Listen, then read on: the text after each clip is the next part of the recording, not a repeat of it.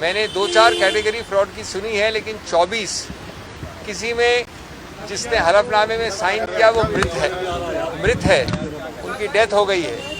किसी में वो रहता ही नहीं है उस शहर में या तालुका में। किसी में वो अल्प आयु का बालक है या बालिका है। किसी में वो जोमेटो का सर्विस करने वाला है। किसी में वो इंश्योरेंस कंपनी का कोई एजेंट है। आज हमने एक विचित्र प्रसंग रखा। मेरे साथ खड़े हैं यहाँ पर ये चौधरी जी। चुनाव आयोग में बहस चल रही है।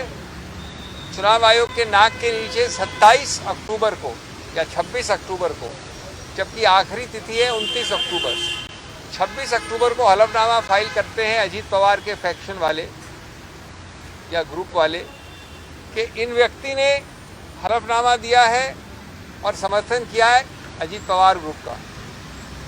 अब ये तो चौंक गए छुट्टियों के बाद जब इनको ये दिखाया। इन्होंने हलफनामा दर्ज किया। हमने वो हलफनामा चुनाव आयोग को रखा, आज इनको पेश भी कर दिया। दूसरा बिंदु हमने कहा कि जो इस प्रकार की बेशर्मी वाली फ्रॉड करता है, बिना सोचे समझे उल जलूल जो आता है लिख देता है, फॉर्जरी करता है, उसको किसी रूप से कोई भी रिलीफ नहीं देनी चाहिए।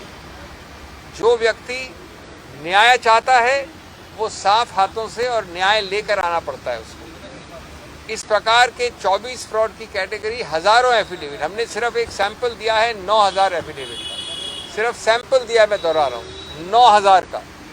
वो कैसे आके मांग सकते हैं याचिका में चुनाव आयोग से। तीसरा बिंदु हमने ये बताया कि चुनाव आयोग को अधिकार क्षेत्र है कि वो मजिस्ट्रेट के सामने फौजदारी मुकदमा शुरुआत करे इस प्रकार के झूठ और मिथ्या प्रचार के लिए, जो परजरी होता है, जो हमारे क्रिमिनल संहिता के अंतर्गत एक क्राइम, एक ऑफेंस होता है। ये दलीलें चल रही हैं। हमने उनका पर्दा साफ और उनका नकाब पेश करने का प्रयत्न किया है। माननीय चुनाव आयोग इस पर दलीलें सुन रही हैं। हमें आशा और विश्वास है कि न्याय की विजय होगी इस प्रकार से। और एक और हमने बड़ा रोचक बिंदु बताया, कई सारे हलफनामे दिए गए हैं अजीत पवार जी के नाम से, लेकिन उनमें एक में भी ये शब्द नहीं है कि जो हलफनामा दे रहा है वो माननीय शरद पवार के विरुद्ध है।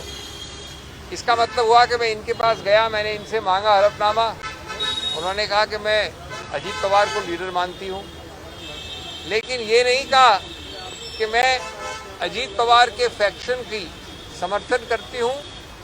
किसके विरुद्ध में? शरद पवार के विरुद्ध। ये कहीं कहा ही नहीं गया है, किसी हलफनामे में शरद पवार के विरुद्ध कुछ नहीं कहा गया है।